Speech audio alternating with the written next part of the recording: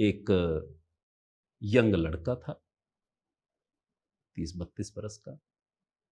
अब उस लड़के को किसी वजह से फांसी की सजा हो गई, तो जेल में उसको रखा हुआ था। और जब वो वहां गया जेल में, तो ऐसे गया जैसे ससुराल में गया हो।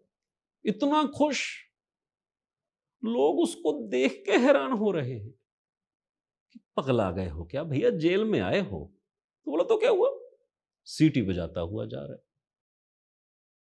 बाबा गोरखनाथ इसे उन्मन स्थिति कहते हैं, कि हमेशा ऊंचे मन की स्थिति में रहना। जेल की कोठरी अलॉट हो गई, तो जो सिपाही छोड़ने गया था, थोड़ा बुजुर्ग था, उसके पांव छुए, बोले चाचा बहुत बहुत धन्यवाद, बहुत सुंदर जगह आपने दी है।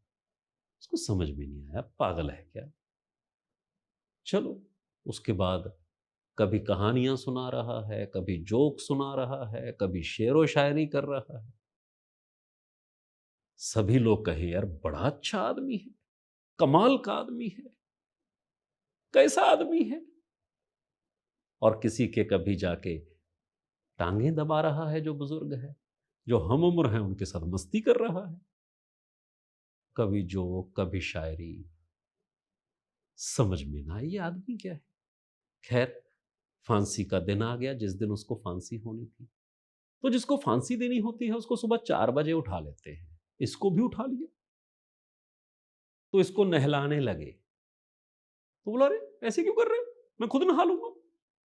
ऐसे झमझम करके नहाया, जैसे पता नहीं बारात में जा रहा हूं। उनको समझ में ना आया, तो उसको पकड़ के खिलाने लगे। बोले ऐसे क्यों कर रहे हो, ऐसा मजे ले लेके खा रहा है। उनको समझ में नहीं आ रहा, खूब मजे। बोले आज तो मजा आ गया भाई, क्या एक ही दिन अच्छा खाना खिलाते। पुलिस वालों के बेचारों के टपक रहे हैं कि क्या जिंदा दिल आदमी है। फिर बाहर जा रहा है, तो उसको पकड़ के लेके जाते थे। बोले मैं कहीं भागने वाला नहीं हूं, आराम से चलते हैं ना। तो जाते हुए, चाचा आदाब, अरे वो शेर जो है ना, अरे अब सूझा मेरे को। अच्छा, उसकी लाइन सुन लो क्या थी। किसी को कहानी, किसी को जो, किसी को पूछ रहा है मामी की चिट्ठी आई कि नहीं, किसी को कह रहा है भाभी ठीक है। समझ में नहीं आ रहा, सारे रो रहे हैं कि क्या आदमी है यार ये। अब इसको, जो इसकी बॉडी लेने के लिए गांव से एक दोस्त आया हुआ था, खूब एंग्जाइटेड होते हैं अक्सर, कुछ दोस्त होते हैं उनको एंग्जाइटी रहती है पर बड़ा प्यार करते हैं। ऐसा उसका एक दोस्त गांव से आया हुआ था। अब इसको ले जाके फांसी के तख्ते पे खड़ा कर दिया। तो वहां का रिवाज था कि अपनी आखिरी इच्छा बताओ। इससे भी पूछा, तो ये बोला जी कि मुझे राजा जी से एक बात करनी है। अब राजा के पास कहां टाइम होता है, राजा हमेशा बिजी होता है। तो जब राजा के पास ये संदेश गया, तो राजा ने कहा यार उसको बोलो चिट्ठी विट्ठी लिख देगा, सिर्फ मैं ही पढ़ लूंगा। अब क्या है। तो वो वापस आए, बोले जी आप चिट्ठी लिख दो। बोला जी कोई बात नहीं, छोड़ दो, इसमें क्या बात है। तो फिर उन्होंने कहा जी, वो कह रहे हैं जी छोड़ दो और कुछ नहीं, राजा जी से बात ही करनी थी। तो जो मंत्री था, अक्सर मंत्री सियाने होते हैं जो राजा के करीब होते हैं, क्योंकि राजपाट तो उन्हीं से चलता है। उन्होंने कहा महाराज विद्रोह हो जाएगा, ये बहुत ही गिवेबल विश है। माने कोई ऐसा नहीं कि फांसी की सजा माफ करवा रहा है, उसको पता है। आप जाके सुन लो, 5 मिनट की बात है। तो राजा उठ के आया, तो उसने पूछा जेलर से कि भाई कैसा आदमी है। उसने कहा जी अनप्रडिक्टेबल आदमी है, इसका कोई भरोसा नहीं, एक पैसे का भरोसा नहीं इस आदमी का। ये नहीं पता फांसी चढ़ने से पहले कान में बात करने के चक्कर में कान ही काट ले, इसका कुछ नहीं पता। तो वो जिम्मेदार आदमी था जेलर, एक मोटी सी जाली मंगवाई, राजा और इस लड़के के बीच में लगाई। तो राजा ने उस पर कान रखा, और राजा के कान में कहता है महाराज मेरे को ना घोड़ा उड़ाना आता है। राजन साहब ये क्या है। बोला साहब मैं तो मर जाऊंगा, आप राजा हो आपके काम आएगा, किसी और को बता दिया आपका दुश्मन बन जाएगा, उड़ने वाला घोड़ा उसके पास होगा, क्या पता कहां से हमला कर दे। राजा ने सोचा यार मरता आदमी तो झूठ नहीं बोल सकता। बोला क्या करना होगा। कहता है महाराज एक घोड़ा मंगवाइए, दिशा शक्ति चक्कर का प्रयोग करते हुए। अब उस जमाने में भी कोई होगा, बोला उसको नॉर्थ की ओर उसका मुंह कर दीजिए, दक्षिण की ओर उसके पीठ कर दीजिए।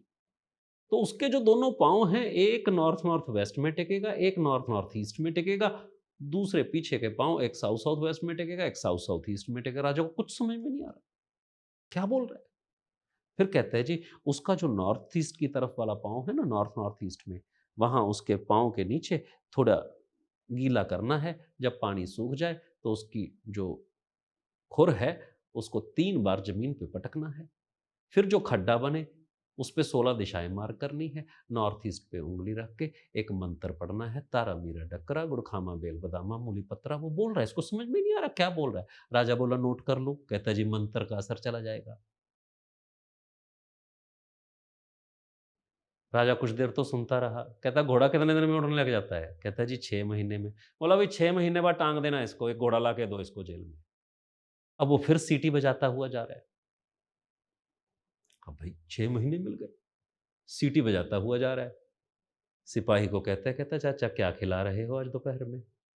वो फिर रोने लग गया कि यार क्या बावला है ये। होते हैं कुछ लोग ऐसे। अब वो दोस्त जो है उसको एंग्जाइटी। बोला क्या कर दिया? क्या फायदा है बता? हाँ, छुट्टी लेके आया, सरकारी नौकरी में हूँ। एक तो छुट्टी लेके आया, छुट्टियां वैसे ही कम मिलती हैं, मैं तेरे लिए स्पेशली छुट्टी लेके आया। फिर एक ट्रैक्टर और ट्रॉली लेकर आया, ट्रॉली में मैंने बेड बनाया, सब बेकार कर दिया ना। क्या मतलब है बता? 6 महीने बाद फिर करना पड़ेगा, सब किराया भाड़ा डबल लग जाएगा। अबे तेरे मरे पे कोई रोए भी ना, मैं वहां हिजड़ों को पैसे दे के आया। वो ग्लिसरीन लिए खड़े हैं कि तू आएगा तो वो स्यापा कर लेंगे। ये उसकी भोले की शक्ल की तरफ देख रहा है कि बावले, एक सांस नहीं मिलता किसी को। मुझे 6 महीने मिले हैं, ये खुश होने की बात है, ये शोक मनाने की बात नहीं है, क्योंकि ऐसे लोगों को पता ही नहीं होता कि करना क्या है, इतने एंग्जाइटेड होते। वो अपनी एंग्जाइटी में बोला अच्छा फिर क्या हो जाएगा? बोला क्या हो जाएगा? हो सकता है रानी बीमार पड़ जाए और कोई साधु संत आके बोल दे कि भाई कैदियों को छोड़ दो, किसी को जीवन दान दे दो, तो रानी ठीक हो जाएगी। बोला ये नहीं हुआ तो? कहता हो सकता है सूखा पड़ जाए, तो कोई ज्योतिषी बोल दे कि जी एक हवन करना पड़ेगा, उसमें लोगों को जीवन दान देने से सूखा हट हट जाएगा। बोला अगर ये भी नहीं हुआ तो कहता हो सकता है पड़ोसी राजा इस पे हमला कर दे यार, दुश्मन का दुश्मन दोस्त, वो जीत जाए और वो हमें रिहा कर दे। बोला अगर ये भी नहीं हुआ तो तो कहता क्या पता यार घोड़ा ही उड़ जाए। और उड़ता है साहब, मेरा तो 30 साल उड़ा है। हर घर